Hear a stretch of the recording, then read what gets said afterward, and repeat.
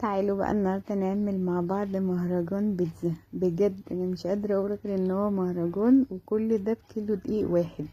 مش عارفه اللي بيشتري البيتزا من بره بجد يعني فايته كتير قوي، توفير ونظافه وطعم. وبصوا حاجه روعه. تعالوا اقول لكم كل التفاصيل النهارده عن البيتزا تطلع معاكي طريه والموتزاريلا بتموت وكل تفاصيلها. يلا بينا نخش على الطريقه. انا هنا هجيب كيلو من الدقيق، هحط عليه رشة ملح ومعلقة يعني معلقتين صغيرين مليانين كده من السكر، وكيس بيكنج باودر وكيس خميرة. البيكنج باودر بقى هنا هتديكي طراوة مش طبيعية.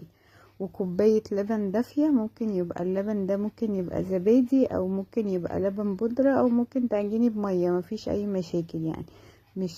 مش ضروري قوي. لو متوفر عندك تمام، مش متوفر خلاص. هنعجن كده بقى، يعني خدنا كوباية لبن واحدة، وهنكمل بقى ايه باقي العجن بالمية. تمام كده. هنفضل بقى نحط، والمية لازم تبقى دافية. خدوا بالكم اللبن والمية لازم يبقوا دافيين. ولو هتحطي زبادي يبقى خارج من التلاجة ايه من فترة يعني. هنعجن بقى كده العجينة. هنا لازم نخدم العجينة حلوة قوي. يعني ايه نخدمها؟ يعني لازم نقعد نعجن فيها كده مش اقل من 10 دقايق. يعني خدي وقتك كده في العجينة 10 دقايق عشان تطلع معاكي العجينة كده حلوة، وما تبقاش مشققة، وما تبقاش متحساش كده فيها طراوة. هي لازم تتعجن حلوة قوي يعني. ما خدي وقتك مش اقل من 10 دقايق. بس انا عجنتها كده وبقت تحفة معايا، خدت يعني اكتر كمان من 10 دقايق. خلاص. هجيب بقى بولة. انا هنا هقسم العجينة دي على 2. خلاص. هجيب بولة كده واحط فيها حبة زيت. هحط الزيت من فوق العجينة ومن تحتها. خلاص. لازم نحطها كده على زيت عشان ايه تختمر حلو. احنا كده كده ما حطيناش ولا اي يعني ما حطيناش اي مادة دهنية في العجينة، فيعتبر هو ده الزيت اللي في العجينة بس. هحط بقى حبة من فوق كده واقلبها عشان يبقى فيه ايه من فوق ومن تحت.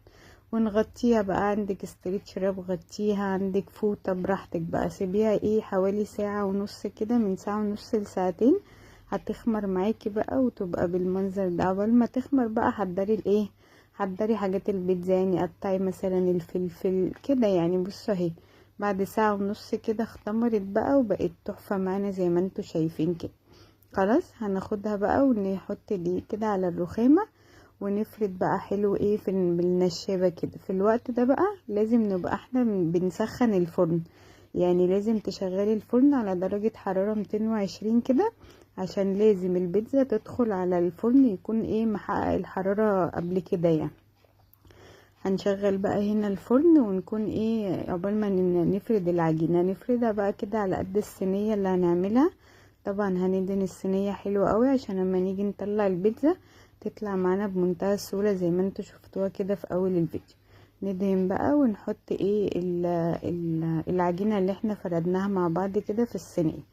اي توبنج بقى عندك بتحبيه حطيه، يعني المتاح عندك. انا هنا جبت ايه الصلصة. هنعمل صلصة لان هي يعتبر بيتزا زي بتاعة الشارع كده يعني.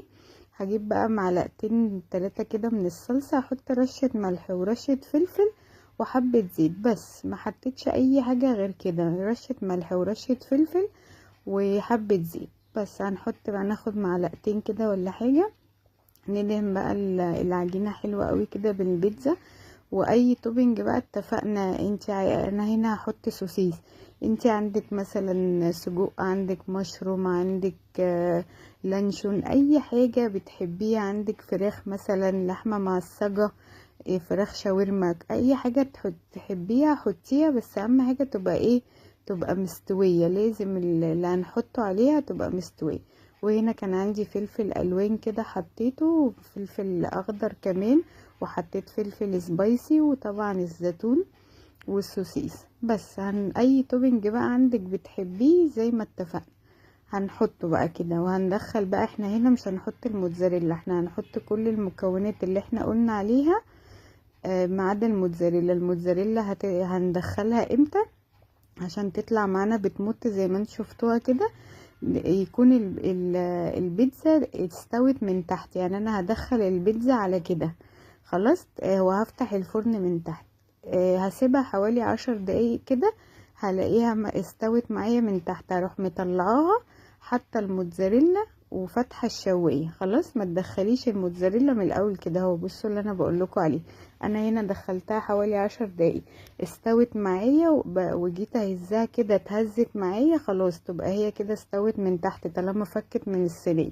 هدخل بقى الموتزاريلا كده تاخد وش واطلعها. وهنا بقى هنعمل ميني بيتزا. انا يعني يعتبر ايه، الكيلو عمل معايا صينيتين كبار زي ما انتوا شفتوا. المقاس الكبير ده اكبر مقاس في الصواني. وهعمل بقى ايه ميني بيتزا حوالي كيلو من الميني بيتزا. هفرد بقى العجينة كده حلوة قوي، واي بقى قطاعة طبق اي حاجة تحبيها اعملي بيها ان شاء الله. حتى تكوري كده، تكوري العجين ده كده كور صغيرة وتفرديه بايديكي. خلاص براحتك بقى.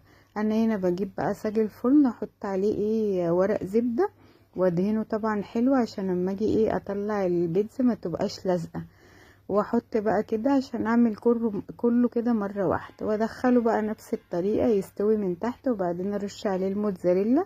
وهتطلع معاكم بقى احلى بيتزا طرية وتحفة والجبنة بتمط بجد خطيرة. مش عارفة اللي بيشتري بيتزا من بره بجد فايته كتير قوي. وطعم العجينة بجد رائع يعني. بصوا السوا 10/10. والجبنة بتمط معاكي. ما تنسيش بقى اللي انا قلتلك عليه، الجبنة عايزاها تمط كده ما تدخلهاش من الاول، لازم ندخل العجينة تستوي من تحت وبعدين نرش بقى الموتزاريلا. بس هتطلع معاكم خطيرة وموفرة. بصوا يعني جربوا كده الطريقة دي بجد هتعجبكم جدا وهتدعولي عليها.